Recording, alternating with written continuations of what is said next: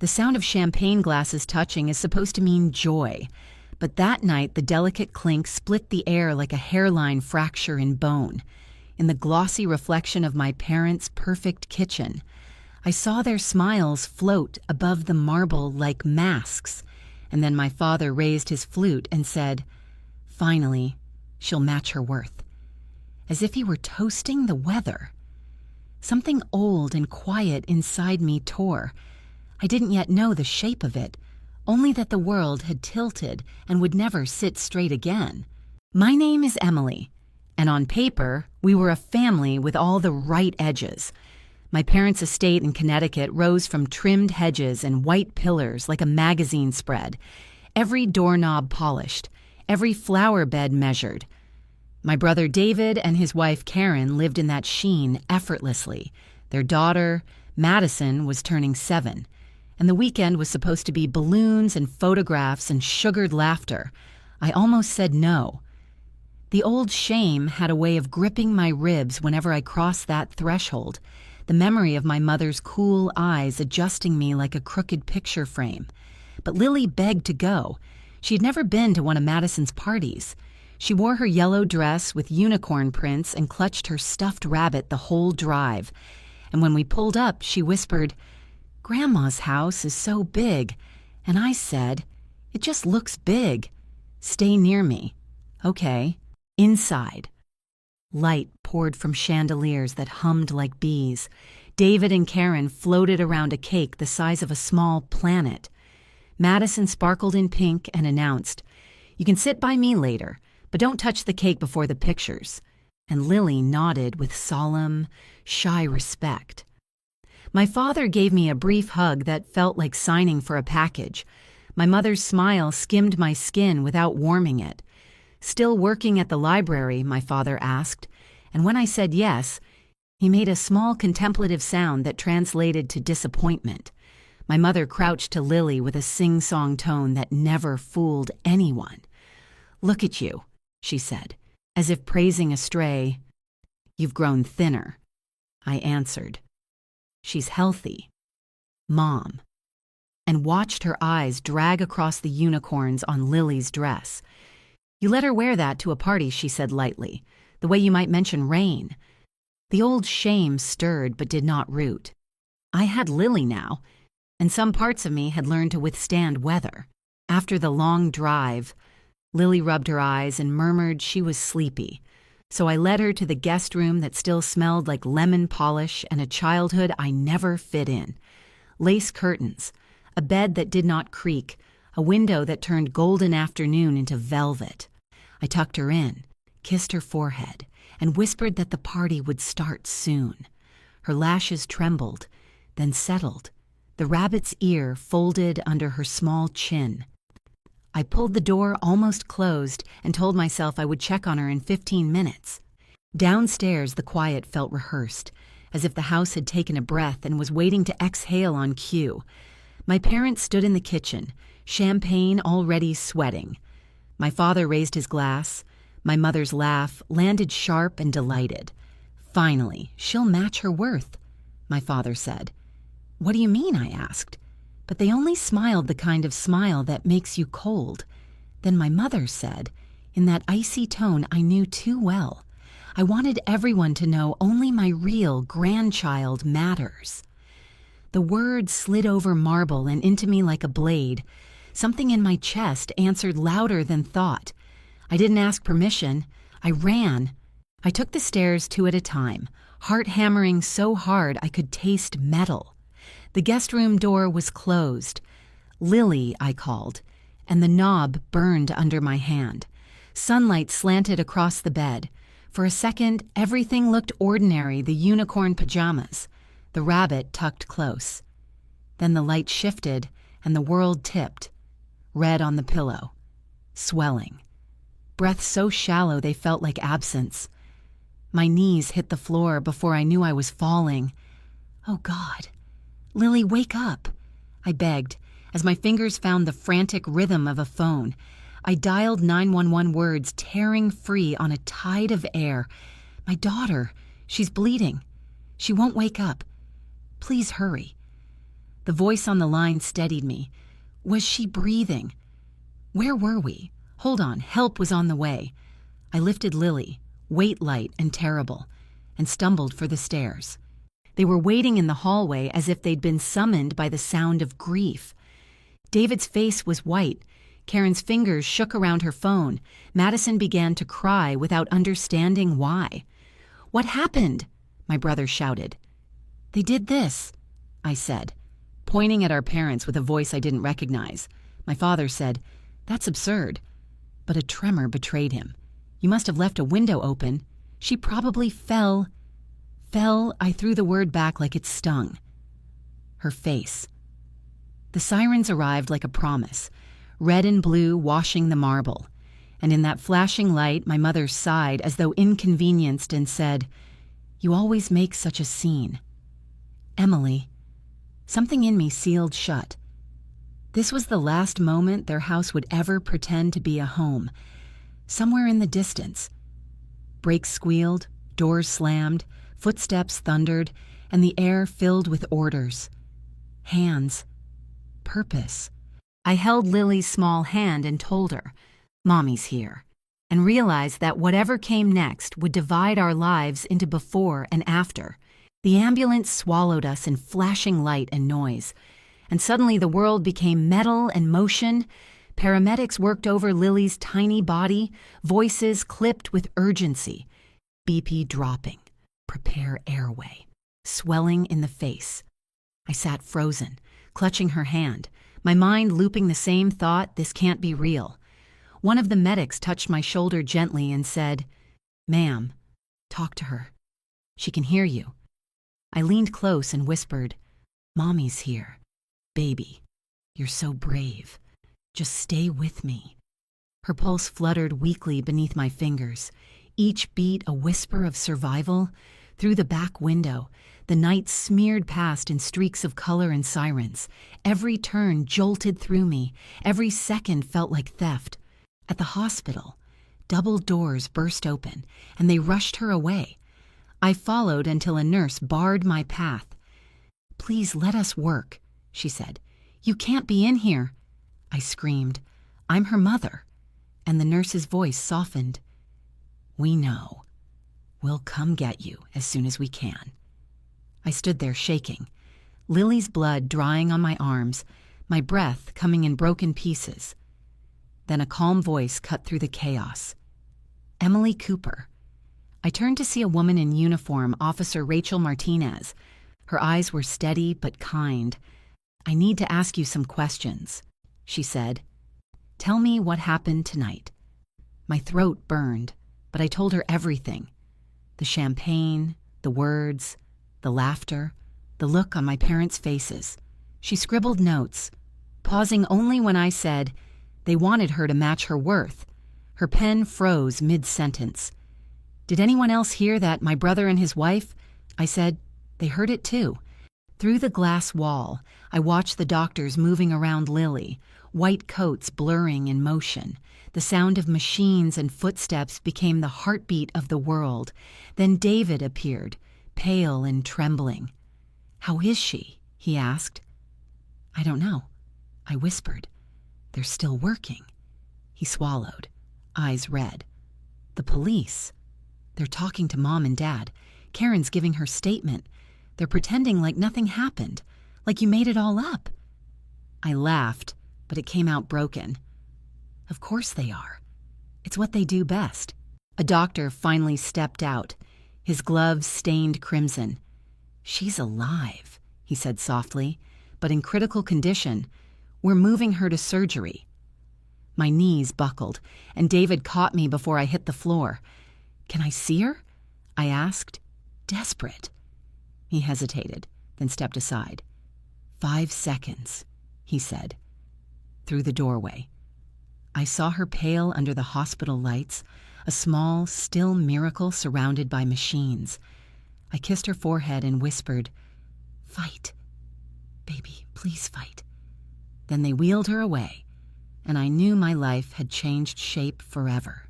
The next 2 days dissolved into a blur of cold coffee and waiting room light. I didn't sleep. I didn't eat. I sat holding her stuffed rabbit, its fur stiff with dried blood. Every time a nurse appeared, I stopped breathing. Officer Martinez came back on the second morning. "Your parents are in custody," she said quietly. "We're charging them with aggravated assault and child abuse. Depending on her condition, it could become attempted murder." The words struck like ice. "Attempted murder," I repeated, numb. I thought of birthdays, of perfect cakes, of posture corrected before guests, control disguised as love, approval sharpened to a weapon. "They'll never get away with it," I whispered. That night, the steady beep of monitors was the only sound. Then, suddenly, a twitch. Her fingers curled around mine. I held my breath, afraid to move. Her eyelids fluttered, swollen but alive. "Mommy," she rasped, barely a whisper. My whole body broke open. "Yes, baby, Mommy's here. You're safe." The nurse rushed in, calling for Dr. Williams. "She's responsive," the nurse said, smiling. I sobbed quietly as Lily's gaze drifted toward me, confused but aware. "It hurts," she murmured. "I know, sweetheart. You're so brave. You're going to be okay." Dr. Williams entered, her expression soft. "This is excellent progress," she said. "She's a fighter." When they left, I sat alone beside her bed, tracing the outline of her tiny hand in mine. The room hummed with the quiet rhythm of recovery, but inside me, something else had begun a slow, burning promise that this would not end here. They would face what they had done. I looked at her bandaged face and whispered, "I'll never let them hurt you again." 3 months later, I stood in a courtroom that smelled like coffee, dust, and dread. The air was heavy with whispers and the slow creak of old wood. My parents sat at the defense table in expensive suits, calm and expressionless, as though this were a tedious meeting rather than a trial for attempted murder. My daughter was home recovering, her jaw still wired shut, her laughter replaced by silence. I told her I was going to make things right, that justice would find its voice. But as I watched my parents exchange glances across the polished table, I realized justice would not come easy. It never had in our family. The prosecutor, Rebecca Hayes, spoke first, her voice clear and firm. "The state of Connecticut versus Robert and Patricia Miller," she began. "The defendants are charged with aggravated assault, child abuse, and attempted murder." The words seemed to echo forever, like footsteps down an empty hallway. When she turned to face me, her eyes softened slightly. "Mrs. Cooper, please take the stand." My knees trembled as I walked forward, but I refused to let them see fear. I sat, swore my oath, and looked straight ahead. Rebecca asked gently, "Emily, can you tell the court what you heard in the kitchen that afternoon?" My throat tightened, but I spoke clearly. My father raised his glass and said, "Finally, she'll match her worth." Then my mother laughed and said, "I wanted everyone to know only my real grandchild matters." "And who was she referring to my brother's daughter?" I said quietly. "Madison." A murmur rippled through the courtroom. Rebecca asked what I did next, and the images came back sharp as glass. I ran upstairs. I found Lily unconscious. There was blood. Her face. My voice cracked, and I couldn't finish. The jurors shifted uneasily. One woman pressed her hand to her mouth. Then it was the defense attorney's turn. Richard Morrison, polished and precise, approached like a man strolling through his own garden. "Miss Cooper," he said smoothly, "isn't it true you've struggled financially since your divorce?" "Yes, and your parents refused to support you." "They refused to control me," I answered. His smile was cold. "Control or help? You left law school, married a mechanic. When that failed, you blamed your parents. Isn't that right?" "I blamed them for trying to destroy my child," I said. the words trembling but sharp. He tilted his head. Is it possible?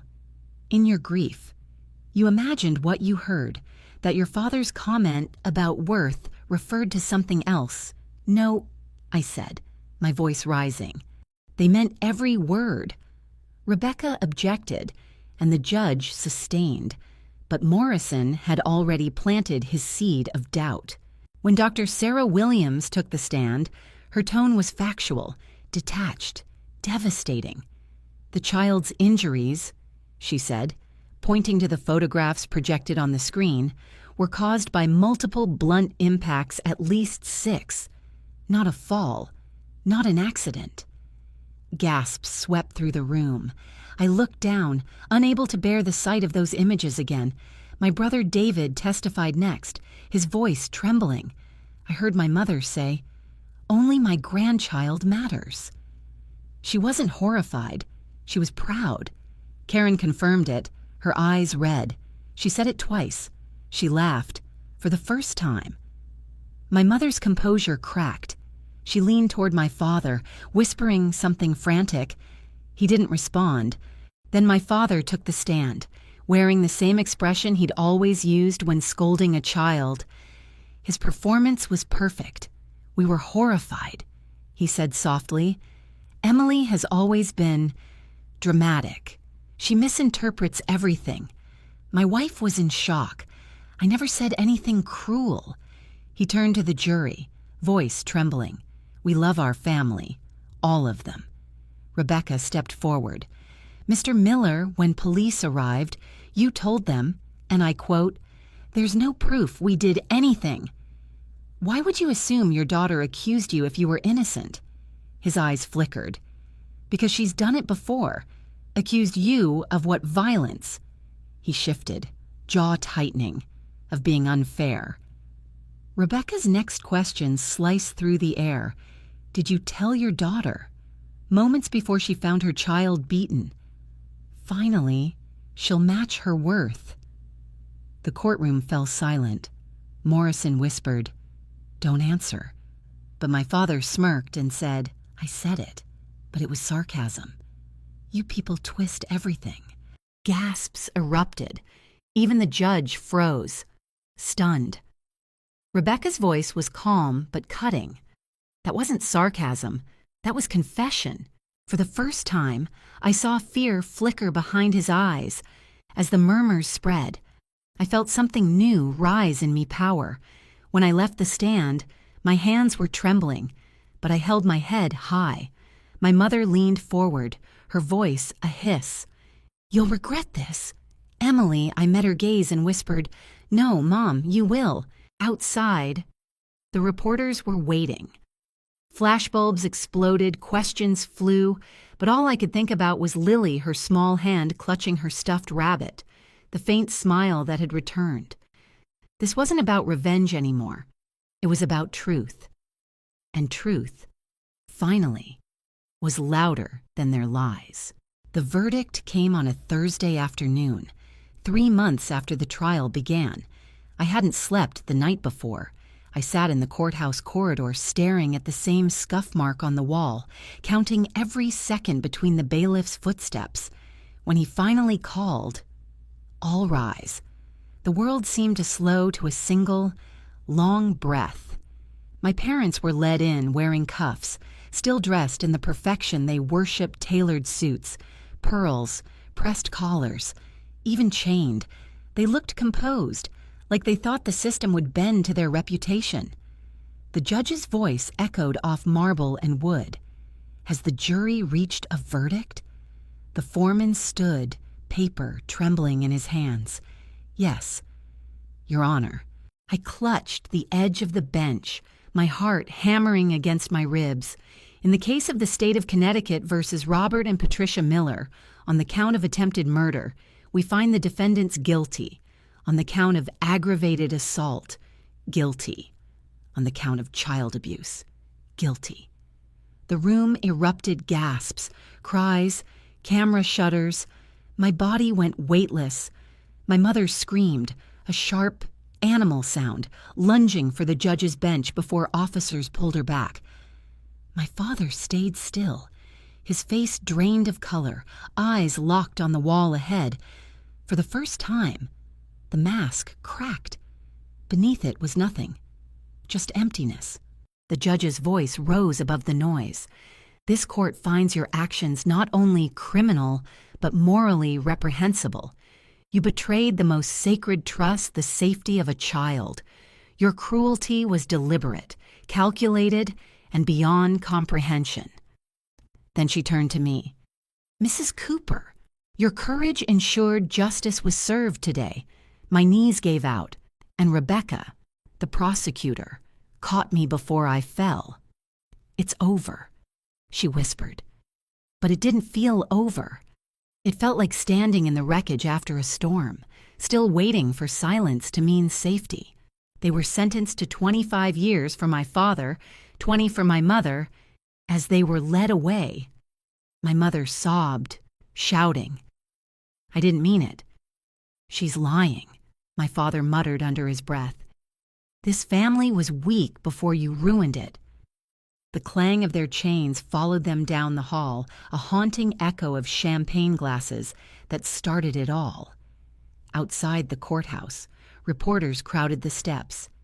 Emily, do you have a statement? Do you forgive your parents? I couldn't answer. Forgiveness wasn't even in the same universe as what they had done. Mark was waiting by the steps, my ex-husband, once the man my parents despised. He looked at me with eyes that had seen the same sleepless nights. You did it, he said quietly. They'll never hurt her again. I looked up at the gray sky. Justice doesn't heal a child's face, I said, but it's something. He pulled me into his arms, and for the first time in months, I let myself cry. Not the panicked sobs that tore through me in the hospital, but the kind that comes when you've carried a war too long and finally set it down. That night, I sat beside Lily's bed. The bruises had faded to pale yellow. Her breathing was steady. The faint hum of the monitor had become our lullaby. I brushed her hair back and whispered, "It's done, baby. They can't hurt you anymore." She stirred in her sleep, mumbling, "Mommy, I'm here." I whispered, "Always." Morning came slow and kind. Sunlight spilled across her room for the first time in what felt like years. I stood in the doorway, realizing something painful and healing all at once. Justice had been served. But peace would take longer, and maybe that was okay, because now, finally, we had time. The months after the verdict felt like learning to breathe again. Lily's recovery was a fragile miracle. Her jaw stayed wired for weeks, so she spoke through tiny notes on pink paper or quiet hums against my shoulder. The left side of her face healed slower, the scars faint but permanent. She flinched at sudden sounds, at raised hands, even hugs. Her therapist, Dr. Rachel Martinez, the same officer who'd first stood beside me in that hospital hallway, worked with her twice a week. Children are resilient, she told me after one session, but she needs to feel safe again. Consistency, love. That's how she'll heal. That word safe followed me everywhere, because the people who were supposed to make me feel safe had destroyed it. Rachel suggested therapy for me, too. Trauma runs in families, she said gently. If you don't process this, fear will teach your daughter how to love. She was right.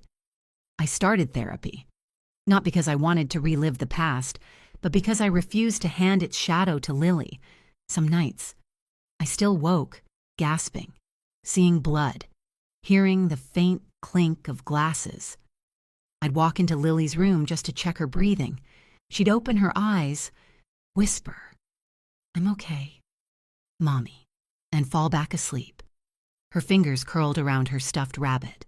Mark stayed close, not as my husband, but as someone who understood survival. He took time off work, helped with therapy visits, and made pancakes on mornings when I couldn't move. One night, after Lily was asleep, he said, "You know, She looks at you like you're the safest place in the world. I smiled weakly. I just wish I'd protected her sooner. He shook his head. You did. Maybe not in time to stop the pain, but you never stopped fighting for her. That's what she'll remember. And he was right. Because love, I was learning, wasn't measured by what we prevent.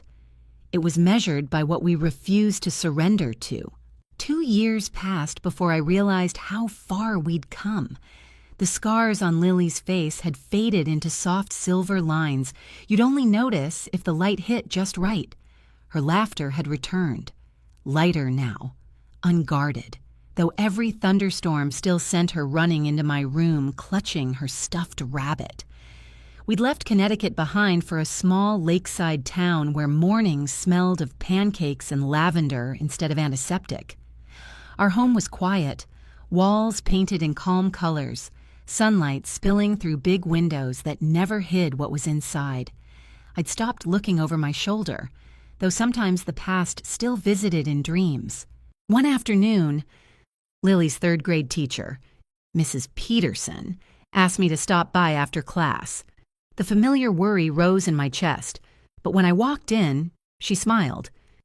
"She's more than okay," she said, handing me a lined sheet of paper. "I just wanted you to see this."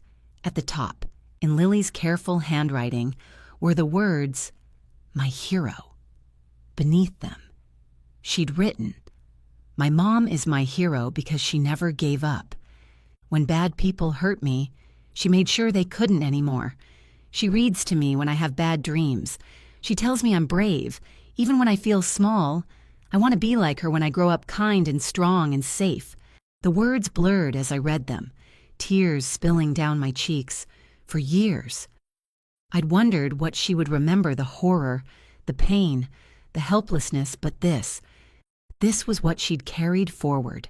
Not fear, not hatred, love. I looked up, and Mrs. Peterson said softly, "You should be proud. Emily. She's one of the kindest kids I've ever taught. Whatever you're doing, keep doing it." Driving home, the world felt gentler somehow. The lake shimmered like glass under the late afternoon light. I parked by the water and just stood there, letting the wind comb through my hair, the sunlight painting everything gold for the first time in years. Silence didn't feel dangerous. It felt earned. When I got home, Lily was on the porch painting, her tongue poking out in concentration. "Mommy, look," she said, holding up her picture, 2 stick figures with hearts floating above them. "It's us." I knelt beside her and smiled. "It's beautiful, sweetheart." She was quiet for a moment, then asked, "Do you think Grandma and Grandpa are still mad?" The question cut through me, not in anger, but in ache. I chose my words carefully. "I don't know. Baby. But that's not something we have to carry anymore." She nodded thoughtfully. "Good," she said, brushing pink paint across the page, "because I like it better when we're happy." That night, after she fell asleep, I sat by her bed watching her breathe. The soft glow of the nightlight traced the faint scars on her cheeks like constellations. I didn't see damage anymore. I saw survival. My parents had once said she needed to match her worth. They'd tried to measure her value through cruelty, through control. But Lily had already proven what they never understood. Worth isn't something others decide. It's something you build, something you fight for when no one stands beside you. I kissed her forehead and whispered, "You're my hero, too, Lily." Outside. The night was calm, the lake whispering against the shore. No sirens, no screams, no broken glass, just the steady, peaceful sound of water and wind, the sound of a world finally safe enough to rest in. And in that quiet, I understood something simple, but true: justice can punish, but love rebuilds. Peace isn't what's left after the storm. It's what you learn to grow in its place. So if you've ever been told you weren't enough, or if the people who should have protected you were the ones who caused your pain, remember, This healing isn't about forgetting. It's about reclaiming. It's about standing in your own light, no matter who tried to dim it. If this story moved you, don't forget to like, share, and subscribe for more true stories like this one.